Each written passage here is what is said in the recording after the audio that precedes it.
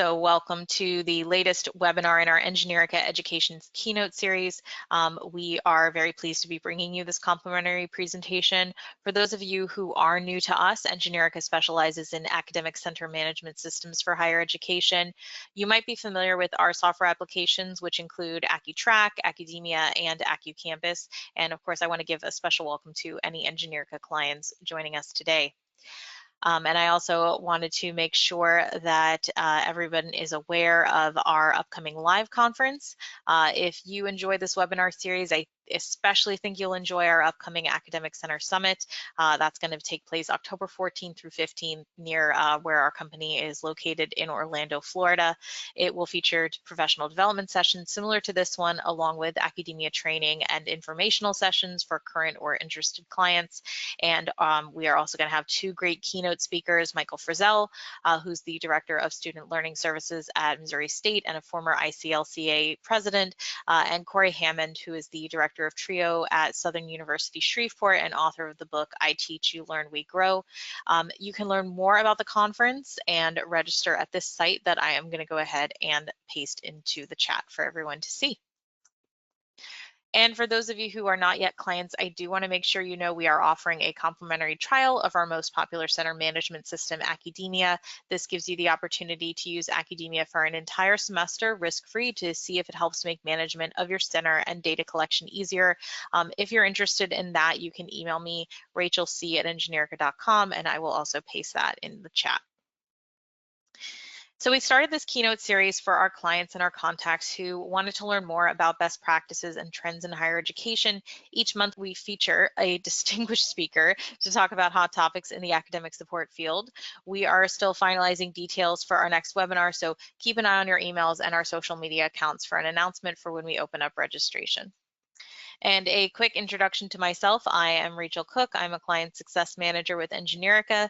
I was previously a learning center manager for 6 years. So like you all, I am very passionate about higher education and student success. I also have with me on the call, as I said, Nick Armstrong and Garrett Effers, two of our great technical support specialists. They're here as my backup and to help with any technical issues that may come up. So with all of that said, I am pleased to introduce you to this month's speaker. Elaine Harwood grew up in southern Vermont and currently lives over the border in upstate New York, my old stomping grounds. Elaine worked in the educational field in many different aspects for more than 30 years as a teacher, program director, and administrator. She worked for 12 years in K through 12, 14 years in higher ed, and is currently the coordinator of learning services overseeing testing and tutoring at Berkshire Community College in Western Mass. Elaine holds a master's degree in education administration from Antioch University and is a current PhD student in education policy and leadership at the State University of New York, Albany. Elaine also holds a micro-credential in improvement science. So great credentials. We are so excited to have you. I am now going to go ahead and give you control, and the floor is all yours. Hello, everyone.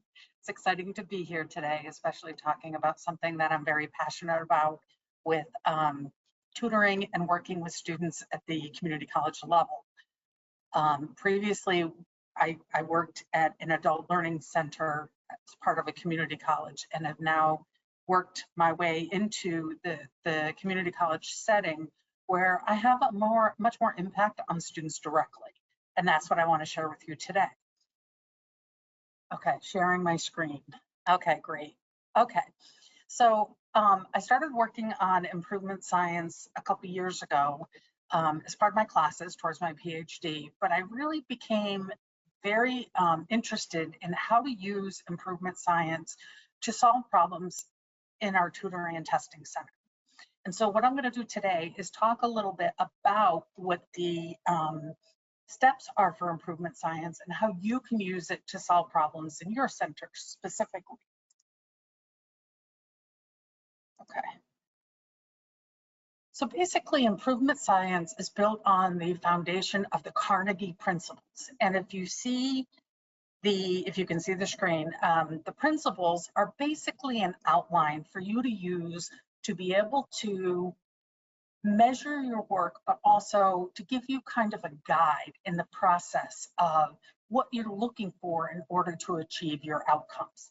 And I think when you realize and you look at these principles as you're going through the process, it will keep you focused and oriented on the improvement science technique that the Carnegie Foundation has installed. And then there's different tools that you can use to support these objectives.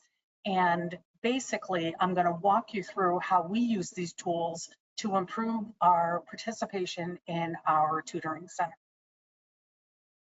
I don't know why I can't do that. Okay. So using the basis of improvement science is basically the idea of using the tools to solve a problem. I mean, the basic guidelines of improvement science is you want to fix something that isn't necessarily working either at all or as well as you would like to. So using those principles that I showed you before, you can use this basis and try to understand where your problem can become a focus. And my computer's going crazy. And you can use them. Hold on just a second. I am really having computer problems.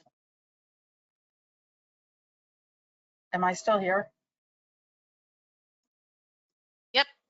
Okay. Everything just went black, so I'm really not sure what's happening. Okay. So one of the things we had to figure out was, when you're looking at the problem, how do you want to solve this problem? And this slide right here gives you some different some different avenues to explore while thinking about how you want to solve your problem. Not every problem is going to have the same approach, but it is recommended you use at least 3 different approaches in order to be able to use this tool effectively. So they can include student feedback, because we work with students, tutors themselves, or faculty or staff, depending on what you could consider your problem. School and community feedback. What is the perception on your campus or in your department? And then administrative feedback. And then there's always other kinds of data out there that can give you some insight on what's happening with your problem. So this is what we call a fish diagram. A fish diagram is called that because it looks like a fish. And the goal of the fish diagram is to take the different information you have and to put it down in a visual, so you can look towards what are the intricate issues of your problem that you want to solve. So this is the example we use. This was the fish diagram that we used to be able to start with we formed a committee. We had an administrator, we had a tutor, we had the tutoring clerk, we had myself, and we had a student, all part of the original committee that formed this. So using the resources we talked about in the last slide, as far as different groups, we had a representative of every group to form our basic committee. And we determined that we're not meeting the needs of the students. We were meeting the needs of about 70 to 75%, but we still had 25 to 30% of the students that were feeling like we couldn't get them a tutor when they needed them and what content they needed to them, whether it was nights, weekends, during the day, lunchtime. Unfortunately, a lot of the students want to tutor during this one specific time, and we only have so many tutors. So we were starting to figure out, how do we fix this problem? So as you can see, these boxes that are on the sides. So for example, some students want remote, but we have tutors in that area that don't want to do remote. They want to do in person. A lot of our tutors may be similar to your tutors that have retired, and they're not looking for full-time jobs. They're more looking to be able to piece things together in order to keep them active and busy. But nights and weekends and Mondays and Fridays tend not to be the days that they're looking for tutors. The other thing is, we have faculty that want tutors for their students, but the students don't necessarily want to be tutored. So there's a mismatch. We're hearing from the faculty that they want students to be tutored, and we're hearing from the students or they'll send information to the students and we don't hear from the students. So there's a, we find a tutor to match an accounting class and then we have no students sign up for tutoring. It can also talk about the limited time slots and the not enough tutors in specialty areas. Again, our center is a basic community college, but we do have some high level of sciences and math for engineering and pre-nursing and pre-med programs. And what we find is we don't always have the tutors that can do those high level sciences. So that may be something that your center is dealing with as well. So using this fish diagram, we try to come up with anything and everything we can possibly think of that would be an issue that would be impacting the outcome of having students be satisfied by the tutoring center. Now we know that it's going to be very difficult to find 100% of students being satisfied, but our goal was to look towards 90% because we knew that that was a measure we could achieve. Even though we couldn't do everybody, at least those looking for services, we felt we could do better to meet the needs of the 90%. So this is also another tool. It's called a driver diagram. These are tools you can look up, just type in the word fish diagram, driver diagram, Carnegie principles for improvement science. These are all open access materials that you can find on a website anywhere. And I'm happy to share my slides, and I told Rachel I would do that for anybody who's interested. But basically the driver diagram starts to break down some of what you see as the issues, what are the blocks, and then how do we start building on that foundation to be able to move towards the outcomes that you want. So this is the sample, and you can see aligning toolkits. It can be trainings, it can be meetings, it can be any sort of tool that will enable you to work towards your outcome. So this is our driver diagram. So you can see, if you go back to the fish diagram and you look at the problems, this was our way to start looking at how do we fix these problems. So for example, if we have too many students that are looking for a science tutor and can only do it between 12 and 2 on Wednesdays, which believe it or not, that is a real issue for us. What we had to do is think a little bit more creatively and outside the box. So for example, we started having the tutor interview the student ahead of time and before we put them in a session. That way she could look at their knowledge and understanding and what exactly they were concerned about with their class to determine if they could be grouped together. Students could be grouped, and that way we could serve more students in a much more effective way. And sometimes what we found, and some of you may find in the tutoring world, a lot of our students don't necessarily just need content tutoring. They need computer help. We use the Moodle learning systems. They need help navigating the Moodle. They need help navigating the syllabus. They also need to sometimes do what we call skill sets. And we've had to develop this skill set training because we found so many students need help with time management, organizational skills, study skills, and test anxiety are all things that we find a lot of our students struggle with. So we've had to build that into a tutoring model. So if you look at our driver diagram and we start with our 75% of students that are content with what we're doing, how do we reach those other 25? And so we came up with some activities and strategies and suggestions on ways that we could do that. The email was wild. I thought it was good. Oh. No, I thought. Is that me? Nope, I took care of it. Okay, thank you.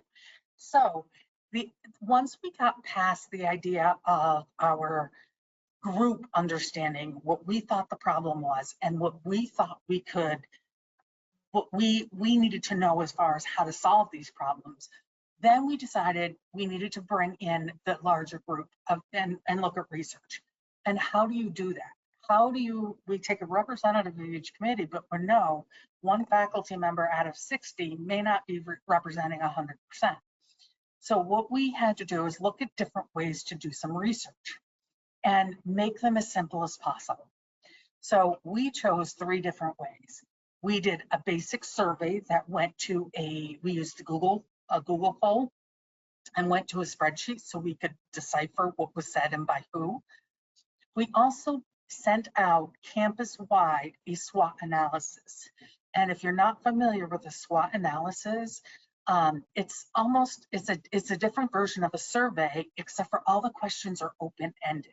So when you send out a survey and you ask how satisfied you are, you're usually doing some sort of rubric scale that you'll say, I'm satisfied, 1 being the least, 5 being the highest. And then you give it a ranking.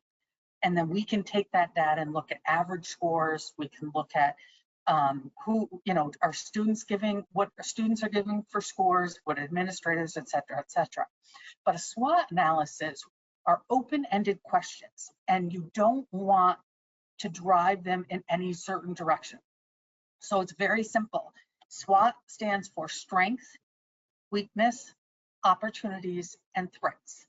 And the basic questions we sent out to the whole entire campus was, what do you think the strengths of the tutoring center are? What do you think the weaknesses are? The opportunities for the tutoring center? And then what are the threats? And the only other identified we asked is that, were they an administrator, a student, a tutor, faculty, that kind of thing. So again, we could break that data down. Are all the students saying the same thing as far as the strengths? Or are the students saying, the strength is one thing, but the teachers are saying the opportunities are the same thing or a weakness? And is there opposing information that you gather from this process? And then lastly, do some focus groups. This is what we chose to do. We went into a classroom to actually meet with a group of students and talk to them, because we felt like they get a lot of surveys, they get a lot of email. We felt for students specifically, we brought in a student to lead this focus group, that we would get more honest and objective opinions from our students if we used that approach. And every question we asked, we had to decide what was the best approach to get the answer we needed. Not the answer we want, but the answer we needed in order to be able to effectively deliver the services we needed to make students satisfied. Okay, so now once you have all this information, you have to analyze it. You have to figure out, what is this telling me? And there's different ways you can do that. So one of the things you can do is you can take that fish diagram or even the driver diagram and take the information you got and see where it checks off the marks of what your committee thought were problems. So for example, that we weren't open nights and weekends. So somebody on our committee may have brought that up as an issue when we were first doing our fish diagram. But when we get all the information back through our SWOT analysis and our survey and our focus groups, are we seeing a lot of people saying that our centers need to be open more? Do we have a lot of people agreeing? Or is that something that really never came up? It only came up in the committee. So we start matching what our committee thought and what our survey and results showed. And there's different ways to do that as well. And I'll show you some examples. So this, again, what did you see that supports what you thought, what your perception was, and what did you see that doesn't support what your perception was? So then the other thing is, what in your fish diagram or what in your original committee meetings information that didn't get brought to your attention doing the different types of research you did? So for example, maybe we talked about weekends. Weekends can be a hot topic. Students say they need weekends, but then we don't have any students sign up for weekends once we have a staff member. So what are the gaps in our research? How do we drive down and figure out what other data do we need to support that? And some of that could be, are classes offered on the weekend? So we go to the registrar, find out when are classes offered. So if we have classes offered on Saturday, should we be having tutoring offered on Saturdays? So that's what I mean when I talk about what are the gaps in what you're finding. Did none of your research lead to something? What in that fish diagram is still open-ended and you don't feel like you have a resolution to? So you're thinking about, okay, now I need to think a little bit more critically about what we found and what we didn't find. So this was our SWOT analysis that we did with our students. And one of the things we did is put it into a pie graph to make sure we were getting not perfect, but equal representation of the different categories that we were looking for.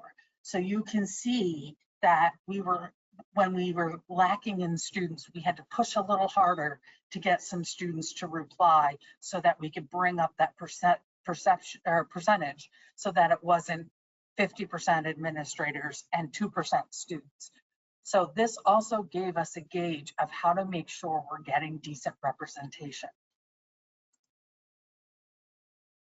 And then how do you improve? So if you look at what the issues were that you thought, what are the issues that the data is showing you? How do you improve? How do you improve the problems that you have?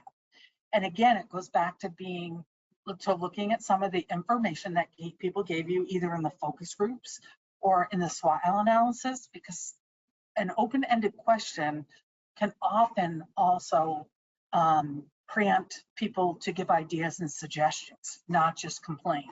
And that gives an opportunity for new ideas that you or the committee may not have thought of. So what we did is we took the model of all the data we collected and we put it into a model of what can we do? We learned these are some of the issues. We needed more tutors. We needed more tutors to be available nights. We needed more content delivery of tutors. And what did we want to put together to be able to come up with an action plan? So this is what, these are examples of what we actually did. We started an intake process. We did more advertising, trying to get more tutors, which we were successful in getting some more tutors. Not as many as we'd like, but we knew we had to advertise. We needed to get the word out there. There had to be tutors that could help us. We just need to find them.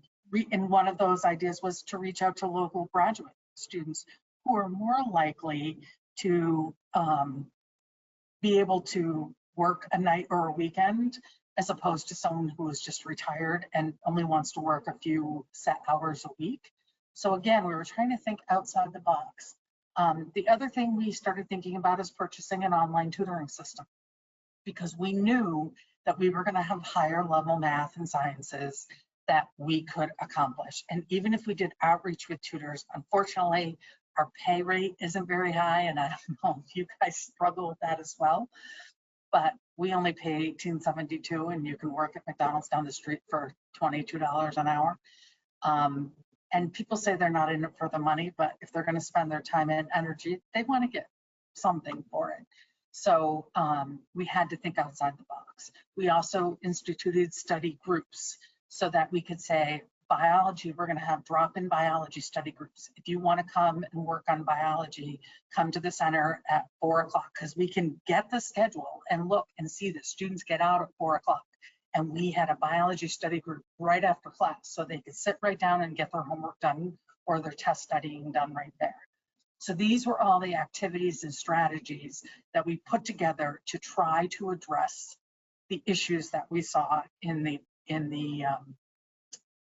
surveys and that kind of thing. So then we had to test our theory. So if we say, oh, we're going to do study groups and we're going to do this, did it work? Well, so we tried a couple different workshops, and you can see in our workshops that we tried to address some of these issues that we knew students were having, and we ran the actual surveys. Now, there were a little hiccups along the way, and anytime great ideas have that. One of the things we found is getting in communications and marketing were really short staffed when we started this, and they wanted a much bigger lead time than we had. So advertising didn't really happen other than word of mouth and within our own students. So we didn't get as many students as we would have liked to participate. But what we found is the students who did participate and other students who heard about it after were definitely interested in that topic.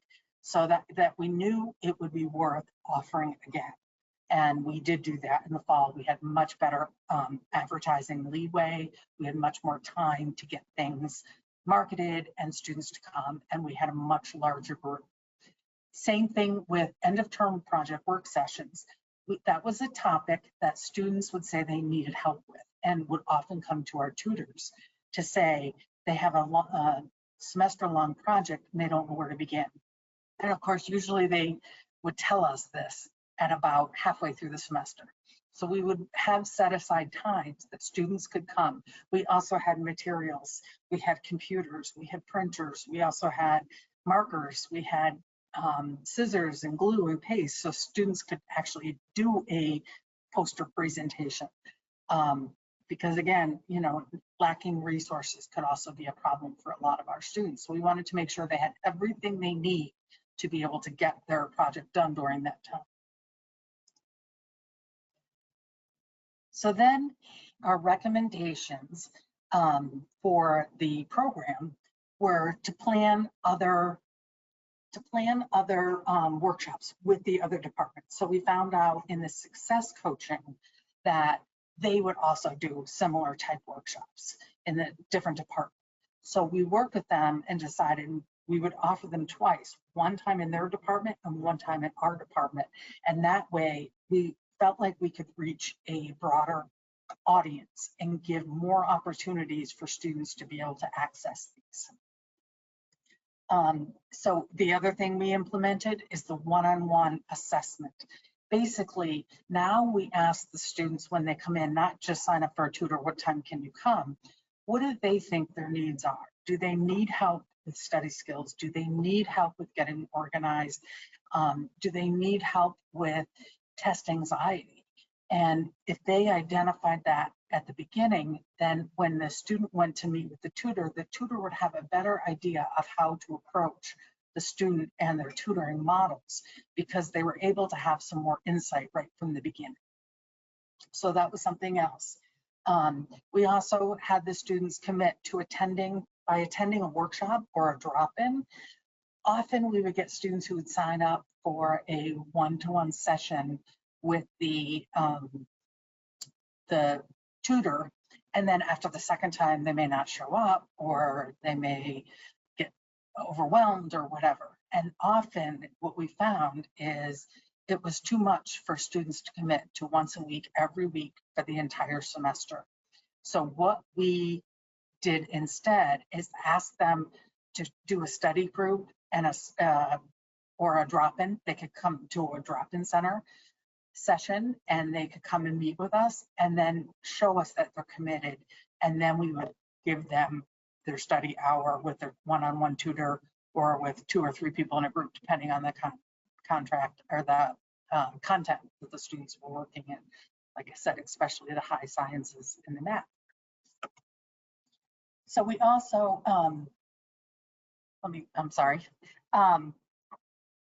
we really had to work on some targeted outreach to get some of these tutors, to get some more advanced tutors. We really had to, we started calling the different graduate, or finding online who the graduate student if there was an association or if there was somebody who worked with graduate students and finding employment for them. So we went to the local colleges that were around us and we started calling and asking for them, and would they post an ad saying that they would, that we were looking for tutors and they could do it remotely. We do it through Zoom or Teams, or some of them are within driving distance and they would come and do their actual tutoring here. And we were able to pick up some students through that process. And that's something we will do again this fall, because we already lost one because they graduated and now they're looking for time. But what we want to do is be able to have a constant process to be able to replace those tutors. So where we got our information when we first started this and determined that student satisfaction was going to be our problem that we were going to work on solving is from a student satisfaction survey that's sent out every fall. We also changed, so when I first started and I got the 75% was the response, part of that was students just felt like we weren't customer service friendly. And that came out through the surveys, it came out through the SWOT analysis, and it definitely came out in the student focus groups. So that was something we had to think about and look at. What do they mean by that? So we also had to think about how our wording on our webpage, how our wording made a difference. If we were too academically, if our wording was too academic or was intimidating, we had to be more user-friendly in every aspect that we worked with students. So again, we talked to students and asked them, hey, if we had a texting option, would you prefer texting or email? We found a lot of students prefer texting, especially for their appointment reminders, because they get so many emails and they have 3 emails, one for school, one for personal, and one for whatever. That it was too much. So using some of those different tools would help students stay more engaged with us. But the student satisfaction survey really gave us the basic platforms. So everything went back to that. It's a student satisfaction survey that is sent out every fall by the campus, and students are given prizes and different awards, and they have different lottery drawings to get students to participate. So they do get a good number of students sample from this. So the first time they did it was in the fall of 2023, and then, or 2022, and then we did it again in the fall of 2023. And that year, our student satisfaction survey results went up to 83%. Now, it's not 90% where we wanted it, but we knew we were making a difference. And we knew that that difference would make a difference going forward, that we were starting to set the new norm and trying to get new students, especially in a community college environment where a lot of the campus turns over every 2 to 3 years. We could set the norm that we were customer service friendly, that we looked at you serving their needs, and that we had other opportunities to be able to work with you to help you be successful in your classroom. So recommendations continued. We also started surveying students after every single tutoring session. We don't get a huge response, but basically we could start getting students' responses by understanding how they felt that session went that day. Did you feel your tutor was prepared? Did you feel good about your session? If not, what would have helped you? Very open-ended, very simple. We didn't want it to be complex. We didn't want it to be too long, but we did want to be able to gather that information. So that's something we gathered all fall and looked at this spring, and the feedback was overwhelmingly positive from the students. The other thing we were able to do is match up how many of the students weren't responding. So we could follow up with some of those students and say, hey, you know, you haven't done a survey, is everything okay? That's all we wanted to ask, is everything okay? And even then we had the students positive, yeah, everything's fine. So I didn't think I needed to do the survey, but at least we can keep giving them an opportunity and an outlet for them to be able to speak with us and talk to us about what was happening in their tutoring sessions. So basically, some of the lessons learned through this process was being aware of your limitations. as I mentioned earlier, we didn't realize we needed a much longer time length to be able to get our marketing. We thought, oh, we'll do a workshop in 2 weeks, we'll get this submitted, and found out really quickly it takes 6 weeks to get a flyer, and the workshop was in 2 weeks. Now, granted, I hadn't even worked here 6 weeks when we first started this process, so I didn't know that. But making sure you know what your limitations are. So now I know that I need a bigger lead time. The other thing we've learned, and that it's not on here, but that other departments are doing some similar things, and how to partnership with them, how to do partnerships. Like I said, sometimes, so like in the fall, we did a study skills workshop with our student support services. They have success coaches. So we did a workshop with them, held it in their center, and then we did another one later in the semester and held it in our center. So again, we're reaching a wider variety of students, and we were able to be much more proactive and meeting more of the students' needs when they think about who's helping them and in what capacity. So things are not as always as they seem. So data can be read in different ways. When I look at 75% of students are satisfied with our tutoring services, I could say that's great. Why am I complaining that 3 out of 4 are content? What is the problem? Why is there a problem? Or why do you think there's a problem? So that's one example. And when we were getting the survey results and we were getting the SWOT analysis, and even in the focus groups, it was interesting to hear the different perspectives of what satisfaction meant, and how I'm satisfied may not mean the same to you. So thinking about what that meant in the process was something we had to clarify. The language we used and the terms we used, and how people were able to determine and react to that different language. And then our main lesson learned is that our reputation is everything. If students have a bad experience, they will tell, you know, that old story, somebody has a negative experience, they'll tell 7 people. And that's true. And the reputation at our center was not great, and it was not customer service friendly. But as I mentioned before, we had to look at customer service more than just saying hello when people walk in. I don't know if you guys have Cumberland Farms. We have these chain of stores that are like convenience stores, kind of like a 7-Eleven, and they get some sort of awards and stuff by saying hello when people walk in the door. And you'll get some that come in and they say, hey, how are you? And then you get others that say hello, and they're yelling from the back corner only because their boss told them they have to say hello. Just saying hello isn't always enough. You need to have it be a customer friendly approach. And we learned that almost every aspect of what the problems we had in our center had to do with customer service, and how the students, how the teachers, how the tutors, and how anybody who interacted with us felt about our programs. Because regardless of anything we did, if they didn't have a good experience, we weren't going to be successful. We were always going to have a group of people who felt that we couldn't meet their needs. So where are we at now? You can see we continually ask the campus for feedback.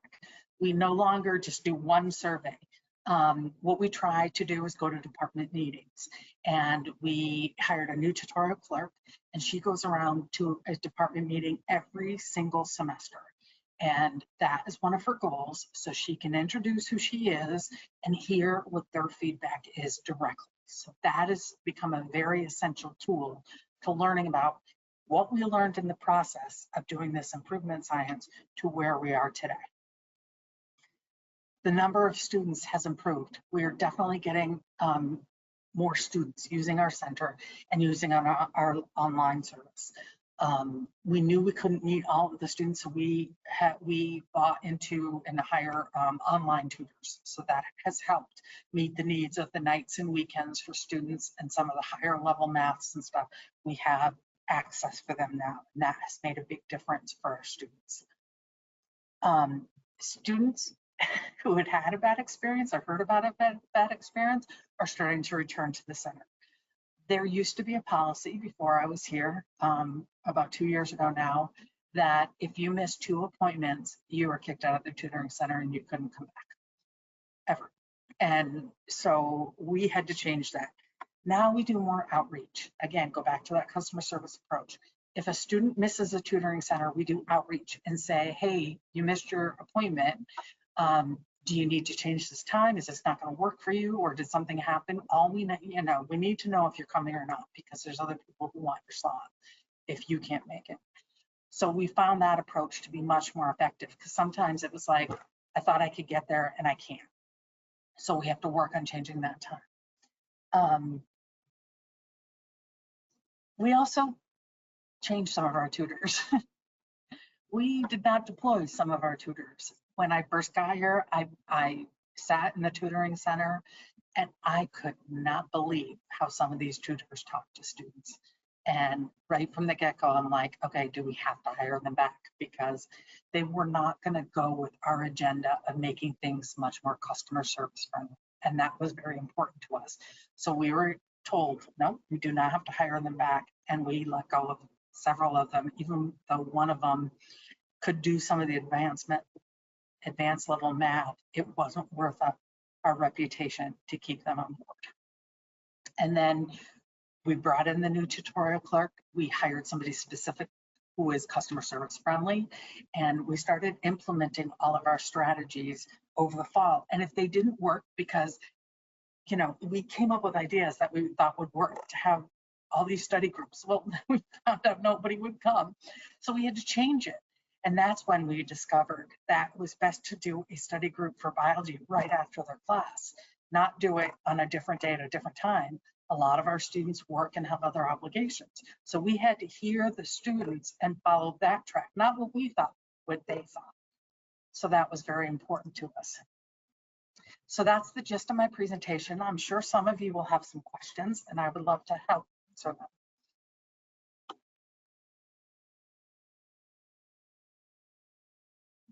Okay, so the only question we have so far, thank you so much, Elaine, that was great.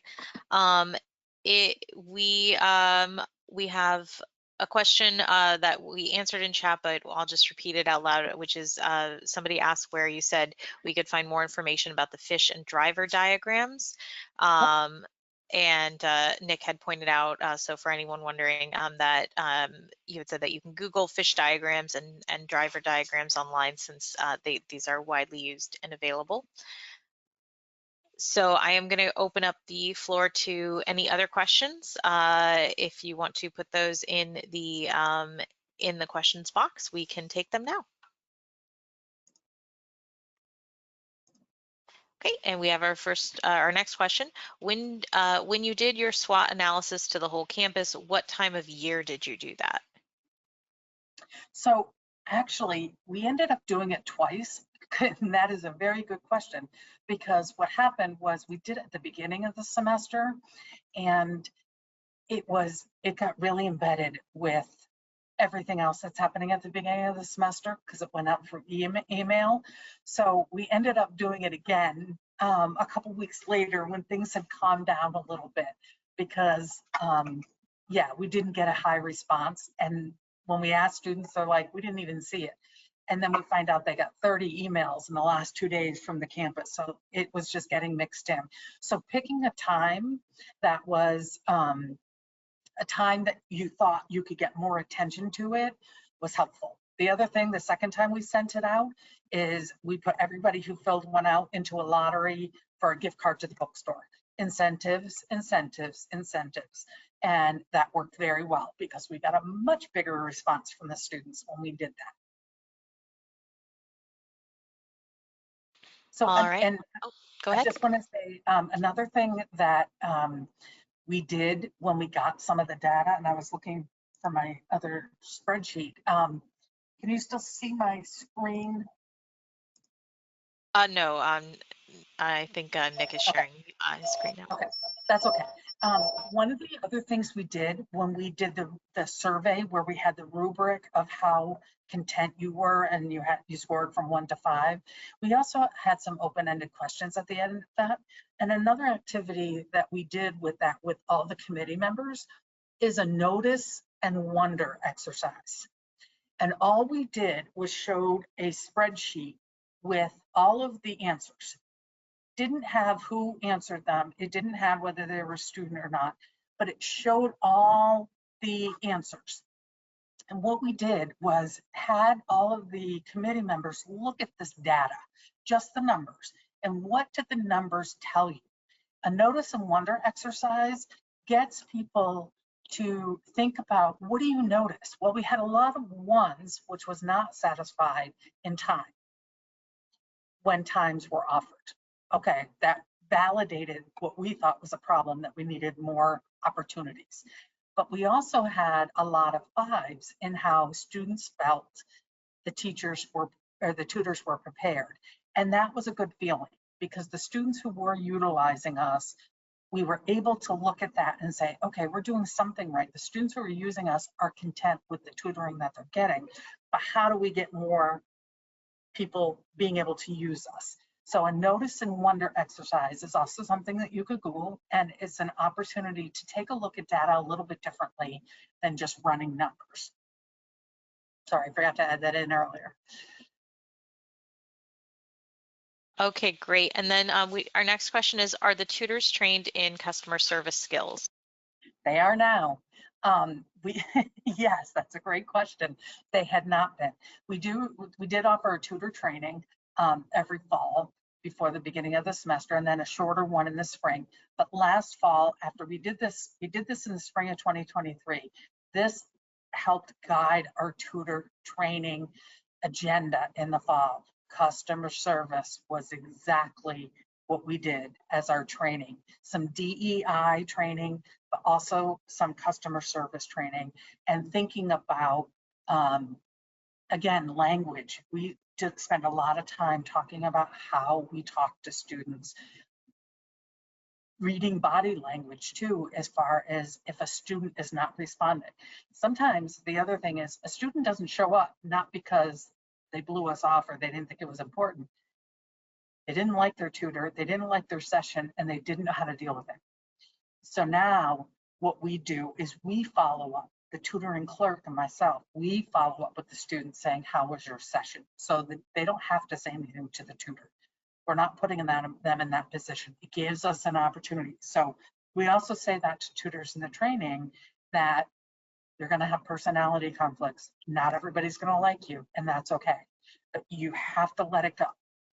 If you see somebody you were previously tutoring, now working with somebody else, let it go. It's not about you. So that also is a very important aspect. And thank you for bringing that up, because yes, and we institute that in several different ways. Like I said, we reworded all of our language on our websites. We reworded our intake form, and we reworded how we send an email to a student if they miss a session. It's what, you know, sorry you missed a session. It was, hey, what's going on? We noticed you missed a session. Trying to be much more user-friendly.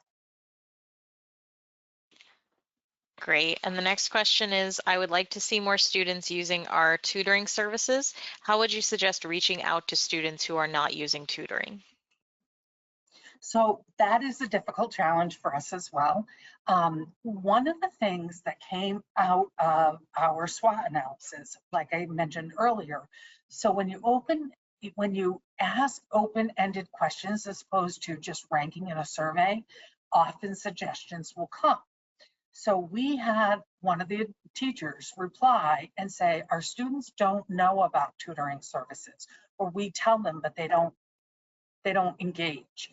So one of the instructors said, would you be willing to come into our classroom and talk to students? And we were like, oh my God, yes, of course we would. Not something we had thought of, not something that was on the forefront of our brain. So we sent an email out to the dean And we had the dean send it out to the faculty and say, if you would like to schedule a time for tutoring to come in and talk to your students, reach out to Elaine. And we instantly had about five different professors, and like they teach 4 classes. They reached out to us, and now for the beginning, we're already scheduled for the first 3 weeks of the semester, going to different classes, giving a 10-minute spiel on who we are and basically what we have to offer to them. So that has really helped. If we met the students where they were at, as opposed to expecting them to come to us, we went to them. And that was a great experience. They could see us.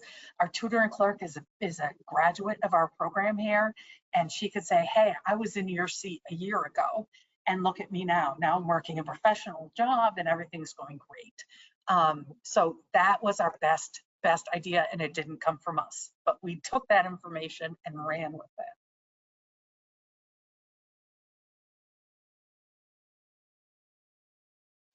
All right, awesome. And our next question, how do you balance knowledge and customer service skills when you hired tutors?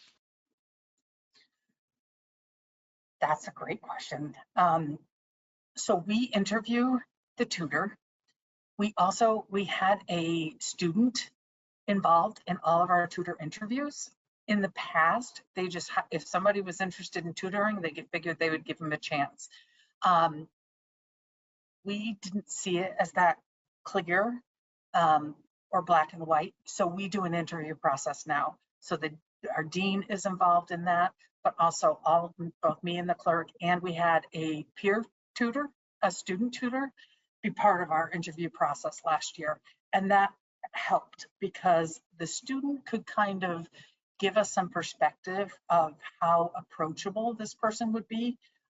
Especially when you're talking about high math and high sciences, they have to also be approachable. They can't, it's one thing to have the knowledge, but if they don't have the capacity to integrate with a student, then they're not going to be useful. And we actually did not hire one of the tutors because the student was like, no way, the students are not going to like this person with their approach. They had a very pompous kind of attitude. So we do have to balance that, but we do start that in the interview. The other thing is we only commit to 1 semester for the tutors. We'll give you 1 chance. And we had another one this past semester that we were okay with. He started tutoring, had some boundary issues. We are not deploying him again. He is not coming back. We're not taking the chance of exploiting our students or our students having a bad experience and ruining everything we worked on. It's not worth it to us. Great. And our next question, for the surveys, when did you determine that you had collected enough data to continue? That's another great question.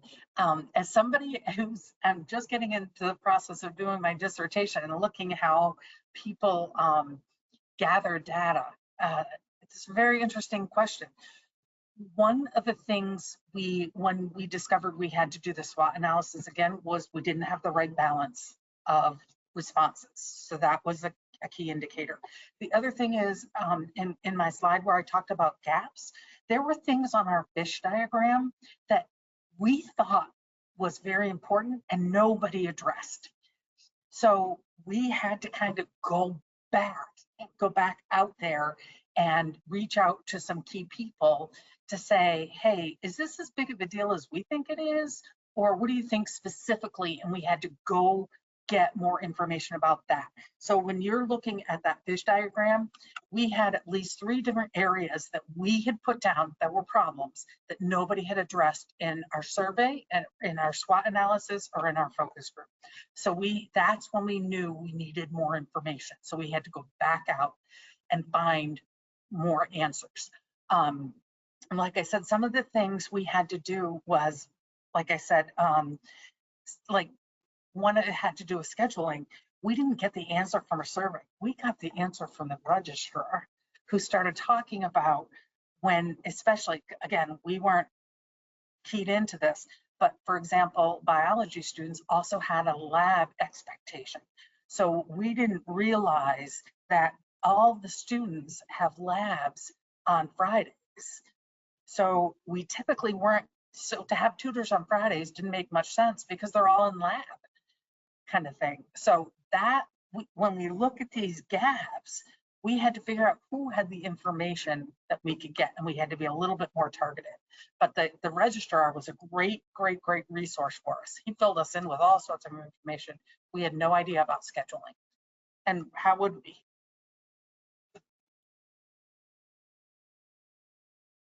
All right, I am not seeing any other questions right now.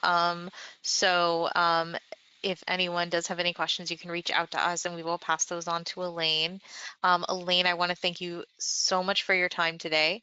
Oh, we have another question come in. How do you incorporate culture in tutoring? Great question. You guys have had great questions. The culture, there's a couple different culture. Culture is part of the culture of the campus environment and the students, but also we are a very strong ethnically diverse culture. We've had to work on that. We had to work on that significantly. And one of the things we did was we have a DEI person on campus that is mainly her job, even though the Department of Ed is not funding it anymore. Our campuses felt we have a lot of refugees and a lot of immigrants population in our area. And now Massachusetts just passed the law of free community college for everybody, all residents and refugees. So we're going to see a higher influx of that. But what we really have to do is understand we don't know it all. And we have to work with the students and we have to work with our representative on campus, but understand some of what's happening is we don't know the answer. We have to get help to find that out. So how students study, when they study, their work culture, just even basic questions you ask them about their hair can be a cultural question you don't realize. So we have a lot of older generation staff members and tutors, so we have to basically talk to them about being culturally aware and not ask questions that could be culturally sensitive. So we have talked about ways that we could deal with that. All right, I don't see any questions. We'll give it another minute while I start to wrap up. I just want to remind everyone about our upcoming conference in October. That's going to be in Orlando, which is near our company's headquarters. So if you're interested in that, check it out. It's a professional development and Accudemia training program. We have both tracks, so whether you're a client or not, you'll find plenty of great stuff there. We're getting a lot of thanks in the comments, and I have gotten some folks asking about the slides. So Elaine, if you're able to email those to me, we can go ahead and send that out with the recording within the next day or so. And thank you so very much for your time today. Thank you everybody who joined us, and of course everyone who asked such great questions as well. We are going to be, as I said, sending out that presentation, and if you're able to take that survey when you leave, we are happy to receive your feedback and pass along any kind words to Elaine as well. Thank you all for joining us, and I hope that everybody has a great rest of your day and a great rest of your week and a great start to your semester. Bye, everybody.